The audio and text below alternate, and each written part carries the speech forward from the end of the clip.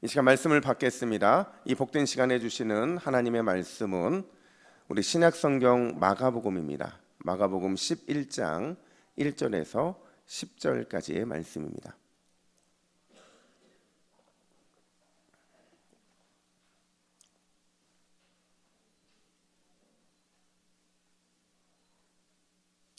마가복음 11장 1절부터 10절까지의 말씀, 부활을 입으려면 이라는 제목으로 오늘 말씀을 받겠습니다.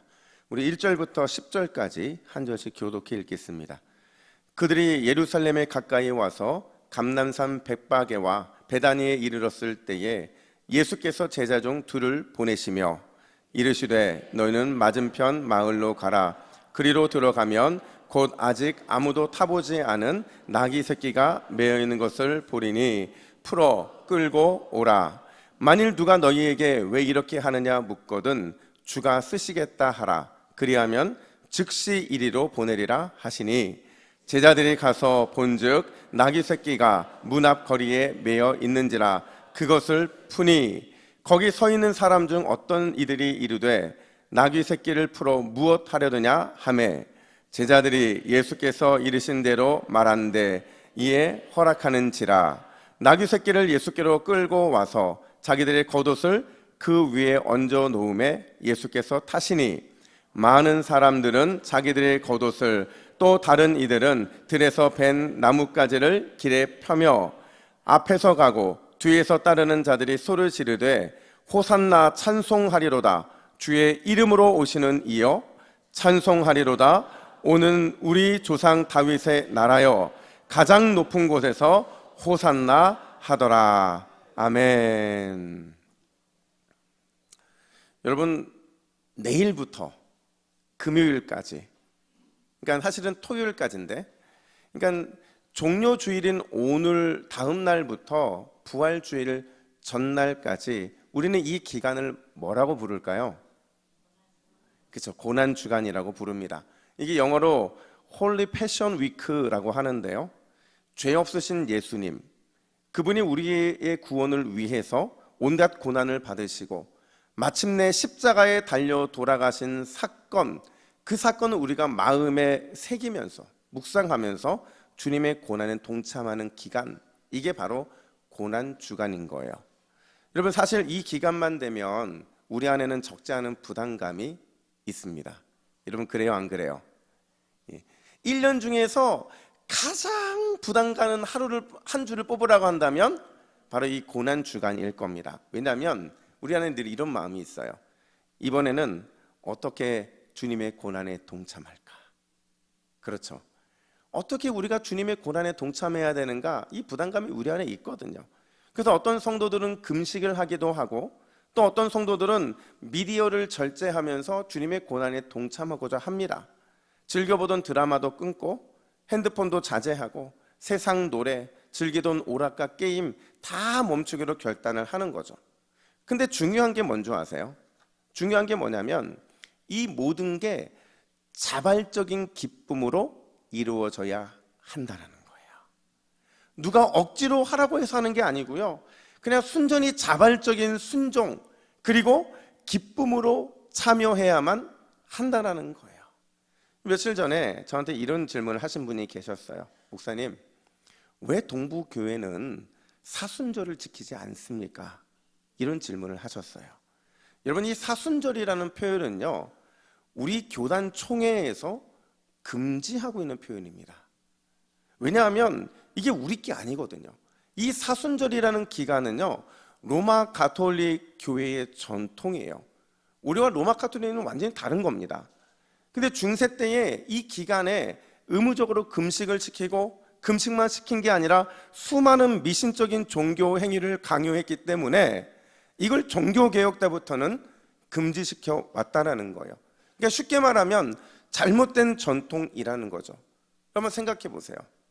여러분, 성경 어디에 이 사순절이라는 말이 등장하는 걸 본 적이 있나요? 없습니다. 이 사순절이라는 것은 우리 것도 아닐 뿐만 아니라 성경에 근거하지 않기 때문에 우리는 이 사순절 전통을 지키는 것이 아니고 자발적인 기쁨으로 뭘 지켜요? 고난주간을 지키는 겁니다. 이게 우리 믿음의 선배들이 지켜왔던 전통이고, 이 고난주간을 통해서 예수님의 십자가를 깊이 묵상하는 시간을 갖게 되는 거예요. 여러분, 이번 고난주간에 어떤 자발적 기쁨으로 십자가 주님을 묵상하기를 원하십니까? 제가 한 주간 동안 묵상을 하면서 제 안에 하나님이 이런 마음을 주셨어요. 이번 고난주간을 통해서 우리 동부교회가 예수님의 부활을 입었으면 좋겠다. 예수님의 부활을 입었으면 좋겠다. 이런 마음이 들더라고요. 여러분, 예수님의 부활을 입는다는 게 뭘까요? 부활을 입는다는 것은 주님의 고난이 나의 삶이 된다는 것을 말하는 거죠. 다시 말하면 아마 이 중에서는 1년, 5년, 20년, 40년, 심지어 60년 동안 매해 반복되는 고난주간과 부활주의를 보냈을 거예요. 근데 생각해보면 그 주님의 고난이 사실 나의 삶으로 경험되어지는 게 쉽지가 않습니다. 그냥 주님의 고난은 주님의 고난이고 나는 그냥 내 삶을 살아가는 게 우리의 삶의 패턴이더라는 거죠. 근데 여러분, 우리가 예수님을 믿는다고 한다면 반드시 예수님의 고난이 나의 고난이 돼야 될 줄로 믿습니다. 남의 얘기가 아니에요. 주님의 고난은 나의 고난이 반드시 돼야 된다는 거죠. 그래야 우리가 그 고난 다음에 임하는 부활을 입을 수 있기 때문에 그렇다는 거예요. 여러분, 십자가의 이 고난 없이 어떻게 영광이 있겠냐는 거죠. 특별히 이번 한 주 우리가 갈보리 행진을 통해서 예수님의 고난이 나의 고난이 되어야 할 줄로 믿습니다. 그러면 반드시 그 고난을 통해서 주님의 놀라운 부활을 우리는 경험하게 될 거라는 거죠. 여러분, 그 마음을 담아서 우리 옆에 분들에게 이렇게 인사하겠습니다. 고난을 살아냅시다. 고난을 살아냅시다. 한 번 더 인사합시다. 부활을 입읍시다. 부활을 입읍시다. 여러분, 부활을 입는다는 게요, 굉장히 철학적인 표현입니다. 어디도 쓰지 않는 표현을 어느 교회만 쓰는 거예요? 우리 수준이 그렇게 높은 거예요. 여러분, 오늘 우리는 마가복음 전체의 핵심이 되는 그 부분을 우리가 다룰 거예요. 여러분이 잘 아시는 것처럼 사복음서 중에서 가장 짧은 복음서가 어디일까요? 마가복음입니다. 총 몇 장이요? 16장으로 되어 있어요. 이 중에서도 이 16장 중에서 3분의 1 이상, 그러니까 11장부터 16장까지가 예수님의 마지막 일주일의 사건을 다루고 있는데요, 특별히 오늘 본문은 그 출발점이라고 할 수가 있어요. 동시에 11장부터 16장 전체를 묶는 핵심 주제를 다루는 부분이라는 거죠. 어떤 내용이죠? 이 내용은 예수님께서 예루살렘에 입성하시는 과정을 다루고 있는 내용이에요. 여러분, 이 사건이 왜 중요하냐면요, 예수님께서 왜 굳이 예루살렘에 입성하셔야만 하는지를 보여주기 때문에 그렇다는 거죠. 동시에 그 주님의 입성하는 모습을 바라보면 이 고난을 주간을 보내면서 우리가 어떤 태도로 또 어떤 마음으로 십자가 앞에 나아가야 하는지를 오늘 본문이 알려주기 때문에 그렇다는 거죠.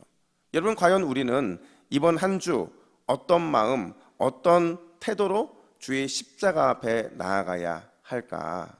첫 번째로요, 십자가가 우리의 얽매인 것을 풀어줄 유일한 길이라는 사실을 우리가 믿어야 한다는 거예요. 따라해 볼까요? 십자가가 얽매인 것을 풀어줄 유일한 길입니다. 여러분, 믿으세요? 다시요. 십자가가 얽매인 것을 풀어줄 유일한 길입니다. 믿으십니까? 여러분, 예루살렘에 예수님이 가까이 오셨을 때 갑자기 뜬금없이 제자들에게 이렇게 말씀하세요. 우리 2절 말씀을 같이 한번 읽어볼까요? 2절입니다. 시작. 이르시되 너희는 맞은편 마을로 가라. 그리로 들어가면 곧 아직 아무도 타보지 않은 나귀 새끼가 메어 있는 것을 보리니 풀어 끌고 오라. 아멘. 여러분, 예수님의 제자들의 입장에서는요, 이 예수님의 말씀이 굉장히 엉뚱하게 느껴질 거예요. 왜냐하면 생각해 보세요. 지금까지 예수님께서 뭐 타고 오셨나요? 아니에요. 걸어 오셨습니다. 특별히 출발지인 갈릴리에서 지금 예루살렘 근처 이 벳바게까지의 거리가 직선거리로요 약 100km 정도가 돼요. 이게 이 어마한 거리를 아무 문제 없이 걸어 오셨거든요. 근데 갑자기 예수님께서 타고 갈 나귀를 찾으시는 거예요. 그것도 다른 사람의 소유인 나귀, 단 한 번도 사람을 태워보지 못한 이 아마추어 어린 나귀를 찾으신다는 거죠. 여러분, 도대체 예수님께서 왜 갑자기 이 나귀를 찾고 계신 것일까? 여러분, 이 사실을 이해하려면 당시의 문화적인 배경을 좀 알아야 돼요. 여러분, 예수님께서 예루살렘에 입성하시던 이 시기, 이때가 언제죠? 뭐가 가까울 때예요? 예수님이 어떤 절기에 어린 양으로 십자가에 달리시죠? 유월절이죠. 지금 예수님이 입성한 이때는 유월절 얼마 앞두지 않은 그때였어요. 이때가 되면요, 이 예루살렘이 완전 북새통을 이룹니다. 이 요세푸스라는 역사가에 의하면 당시 예루살렘의 인구가 약 3만 명 정도 됐대요. 근데 6월절만 되면 온 가족들이 다 출동해서 예루살렘에 다 모이는데 그때 인구가 몇 명으로 늘어나느냐? 약 30만 명으로 늘어났다는 거죠. 여러분, 이게요, 이렇게 설명하면 이해가 안 되는데 제가 이렇게 설명해 볼게요. 과거 한 15년 전 서동을 생각해 보세요. 서동시장. 여러분, 서동시장에 물건 사러 가면 물건 잘 살 수 있었어요? 물론 잘 살 수도 있었겠지만 대부분 어떻게 움직였다고 제가 들었냐면 이렇게 사람들 사이에서 밀려서 결국에는 물건도 못 사고 나올, 아니에요? 그 정도는 아니에요? 어쨌든 그렇게 많은 사람들이 밀집돼 있었다라는 거죠. 물론 이 요세푸스라는 역사가에 이걸 다 믿을 수는 없어요. 왜냐하면 당시 예루살렘이요, 수용할 수 있는 전체 인원이 10,000명이 안 됐다고 그래요. 그럼에도 불구하고 지금 요세푸스는 뭘 말하냐면 상당히 많은 사람들이 이 유월절에 예루살렘을 찾았다는 거죠. 근데 중요한 건 이스라엘 백성들만 찾은 게 아니었다라는 거예요. 로마의 통치를 받고 있었잖아요. 사람들이 많이 모이면 정치적인 문제가 발생할 것을 우려해서 누가 함께 움직였을까요? 로마의 군대들이 움직였다는 거예요. 가이사랴에 주둔해 있던 이 로마의 군대가 예루살렘을 향해 올라왔다라는 거죠. 여러분, 이 당시에 로마 군대의 행진이 얼마나 대단했냐 하면요, 기록에 보니까요, 맨 앞에 군악대가 섰대요. 군악대가 빵빼라를 울리고 막 악기를 동원하고 나면 그 소리에 발을 맞춰서 기병들이 말을 타고 낙타를 타고 심지어 뭐까지 타고 왔을까요? 코끼리까지 타고 왔다라는 거죠. 특별히 군대들이 여러분 걸어갈 때 소리 들어보셨어요? 입은 갑옷과 또 투구가 부딪히면서 아주 날카로운 소리를 냈고 군합발 소리, 이 북소리가 그냥 지나가는 그 현장을 완전히 사로잡았던 거죠.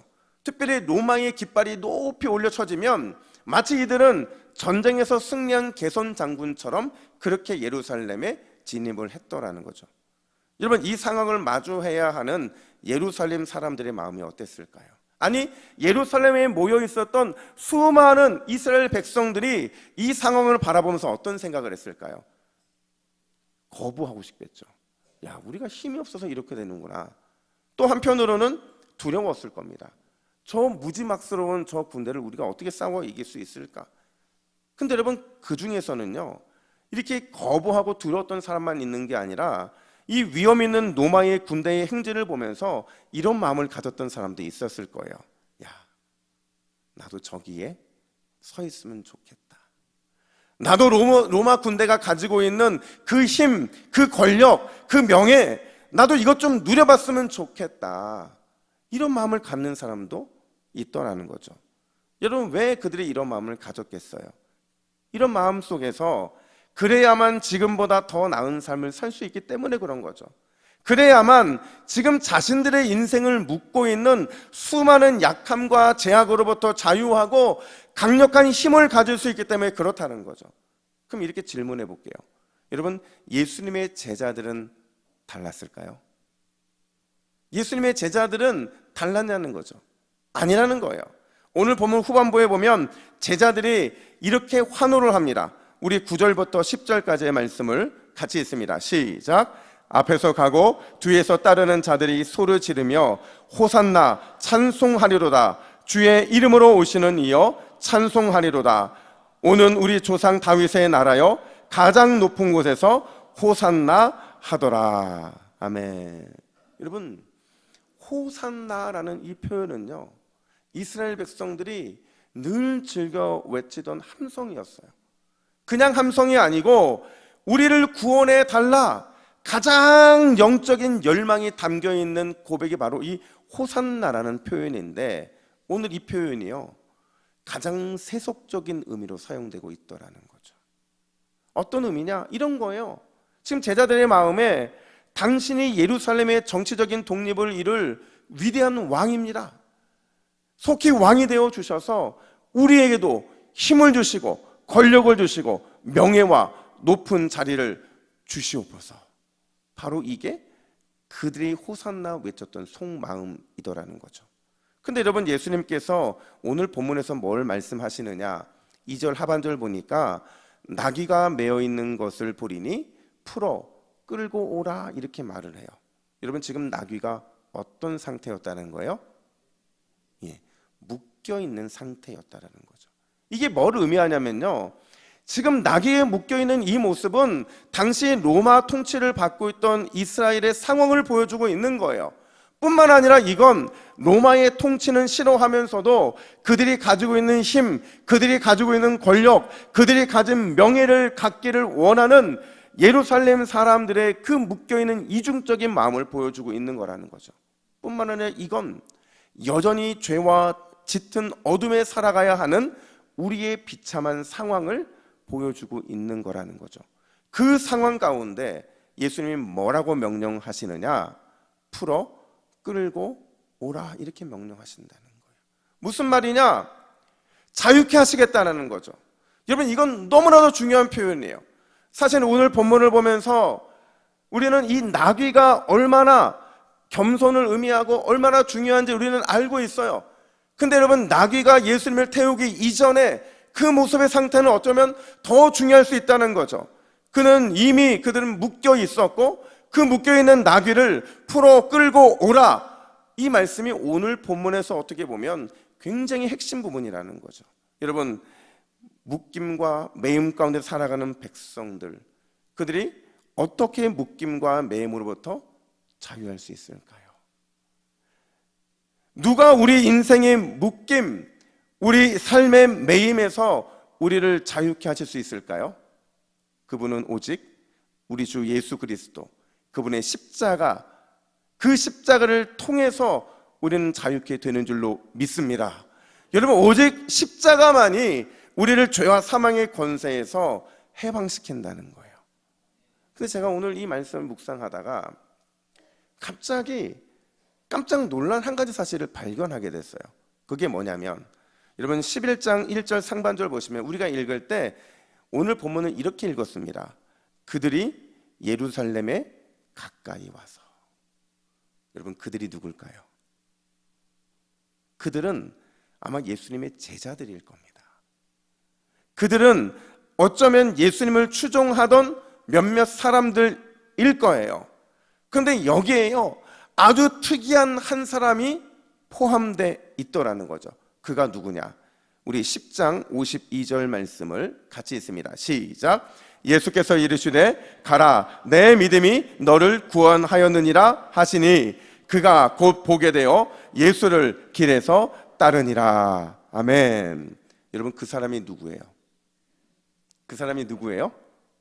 소경 바디메오, 맹인 바디메오였다는 거죠. 그가 예수님께 치료를 받은 이후에 예수님을 따르기를 원했다라는 거예요. 근데 놀랍게도 예수님께서 이걸 허락하시더라는 거죠. 여러분, 생각해 보세요. 이게 얼마나 대단한 거냐면요, 지금까지 예수님은 단 한 번도 병을 치료해 준 자를, 귀신을 쫓아내 준 자를 따르라고 하신 적이 단 한 번도 없어요. 단 한 번도 없는데 이게 처음이자 마지막으로 예수님이 그를 따르라고 말씀하시더라는 거죠. 여러분, 그 이유가 뭘까? 왜 예수님께서는 예루살렘 입성 직전에 이 맹인 바디메오를 치료하신 것이고, 또 왜 그를 예루살렘 입성에 포함시킨 것일까? 여러분, 이거는요, 지금 예수님이 예루살렘 입성을 하시면서 그 입성하시는 이유가 무엇인지를 보여주고 있는 거예요. 보세요. 여러분, 바디메오가 어떤 사람이었어요? 맹인이었어요. 맹인이 흑암의 어둠 가운데 노임을 받았던 것처럼 예수님이 예루살렘에 입성하심으로 인해서 십자가를 지시고 죄와 영적 어둠에 매여 있는 백성들을 풀어 자유케 하시고 삶의 모든 묶인 것을 풀어주시기 위함, 그걸 보여주기 위해서 이 바디메오를 동행하고 있다는 거죠. 여러분, 바로 그거라는 거예요. 여러분, 우리 인생의 매임과 우리의 삶의 묶임, 이게요, 우리가 무엇인가를 소유했다고 해서 절대로 풀어지는 게 아니라는 거예요.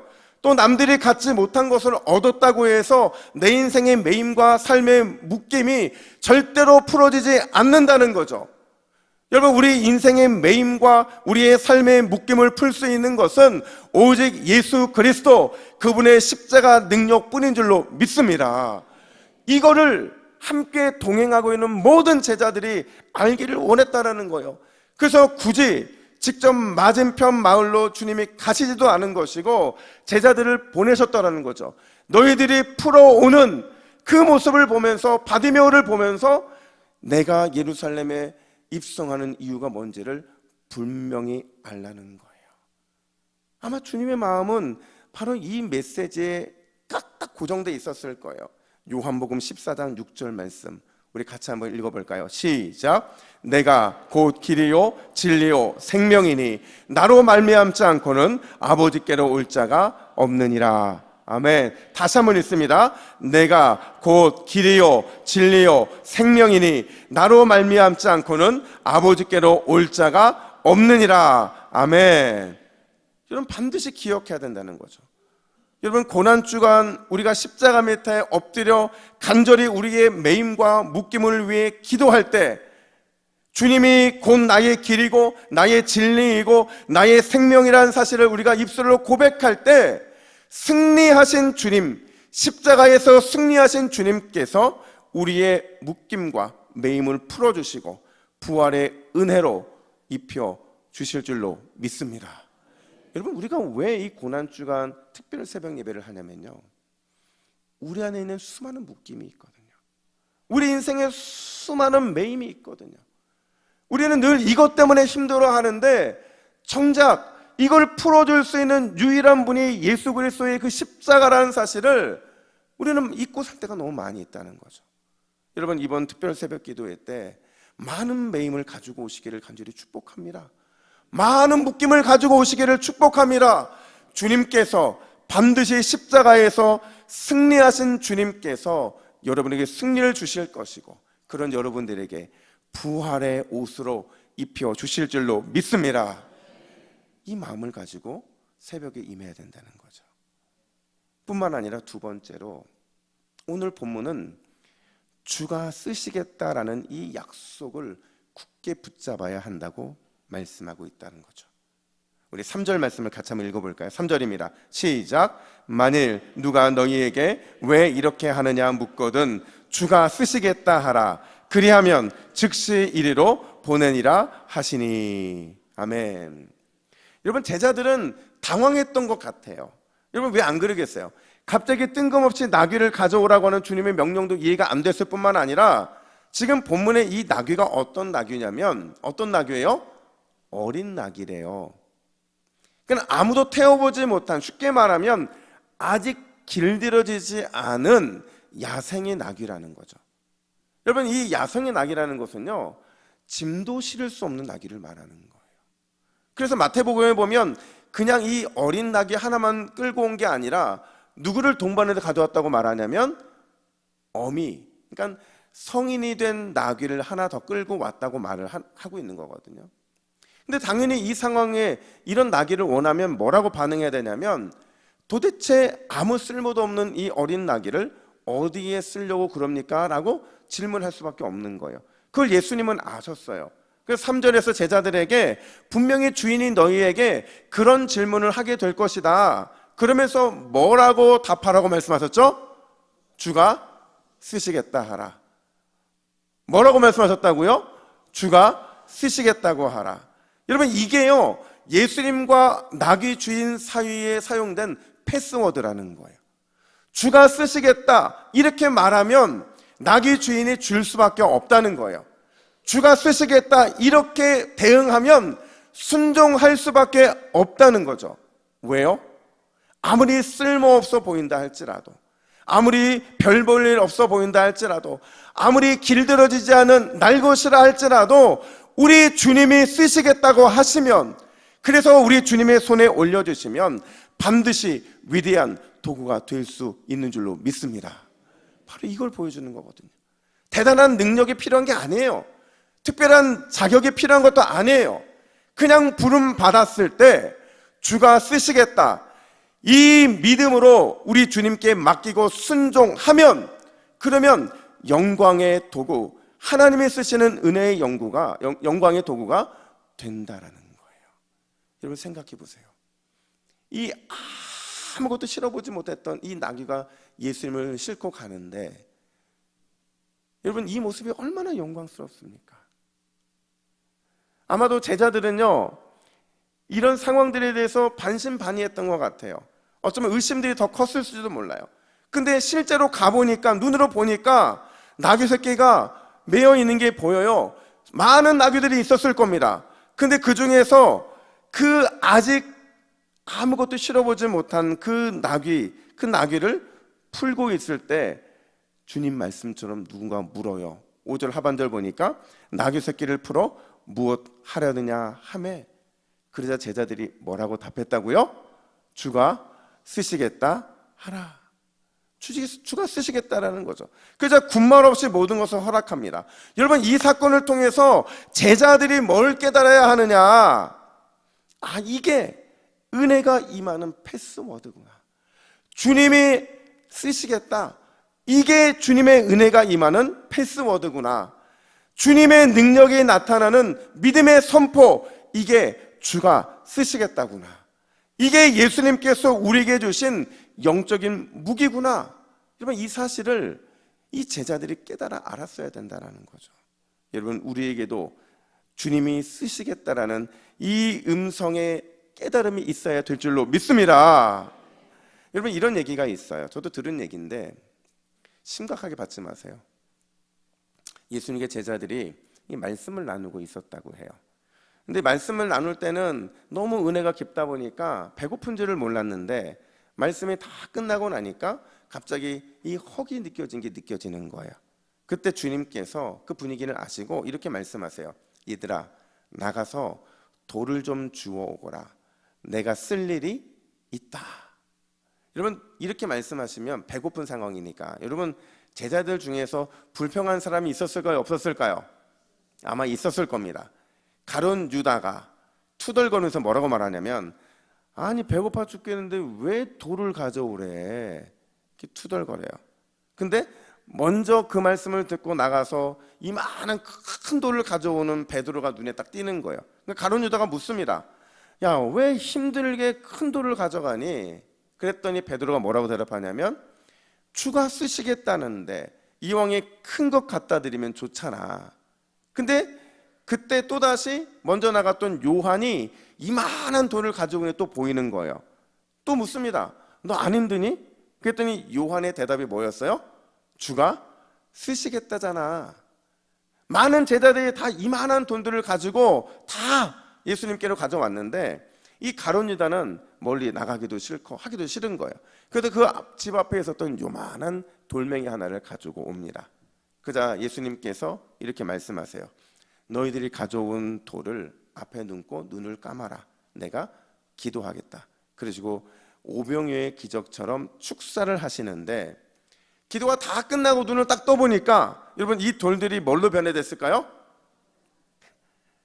여러분, 떡이라뇨, 중화요리로 변화되어 있는 거예요. 중화요리로. 근데 베드로 앞에는요 팔보채가 놓여 있는 겁니다. 요한 앞에는 탕수육이 놓여 있는 거예요.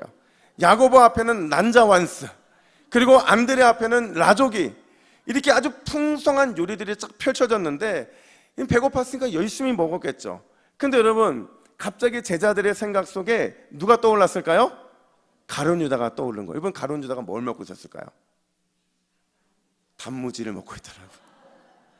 이건 웃자고 한 얘기인데, 이 얘기가요, 주님이 쓰시겠다고 하는 그 믿음을 재어보고 있는 예화라는 거죠. 여러분, 이번 한 주간 우리가 고난주간을 보내면서 주님이 이 고난주간에 우리를 쓰시겠다고 부르고 계신 줄로 믿습니다.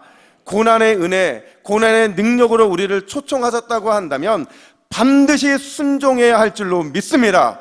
우리를 쓰시겠다는 그 말씀을 믿음으로 붙잡아야 될 줄로 믿습니다. 왜요?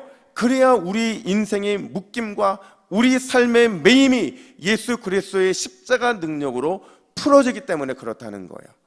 그래야만 주님의 영광스러운 부활이 참 부활이 되어 우리에게 입혀질 수 있기 때문에 그렇다는 겁니다. 여러분, 이번 한 주 그 은혜를 갈망하시기를 간절히 축복합니다. 믿음으로 새벽을 결단하시기를 간절히 축복합니다. 반드시 이번 2023년도 이 부활절은 우리가 예수님의 부활을, 은혜를 입는 귀한 은혜의 시간이 될 줄로 믿습니다. 기도하겠습니다. 하나님 아버지, 다시 한번 주님의 십자가 고난 앞에 서게 하시니 감사합니다. 여전히 죄인이고 여전히 연약하고 여전히 어리석은 우리를 위해 십자가를 지신 주님, 그 주님을 깊이 묵상하며 이번 한 주 주님의 십자가 밑에 납작 엎드려지는 우리 모두가 되게 하여 주시옵소서. 십자가로 부르시는 주님께 온전히 순종하는 우리 동부교회가 되게 하여 주시옵소서. 십자가로 부르시는 주님께서 주가 쓰시겠다고 하실 때에 온전히 내 자신을 맡기고 드릴 수 있는 그 놀라운 복된 믿음을 우리에게 허락하여 주시옵소서. 주님 갈보리 행전을 통하여 우리 인생의 묶임과 삶의 매임이 온전히 풀어지는 역사를 우리 모두가 누릴 수 있도록 인도하여 주시옵소서. 이 모든 말씀 우리의 부활의 능력이 되어주시는 예수 그리스도의 이름으로 기도하옵나이다. 아멘.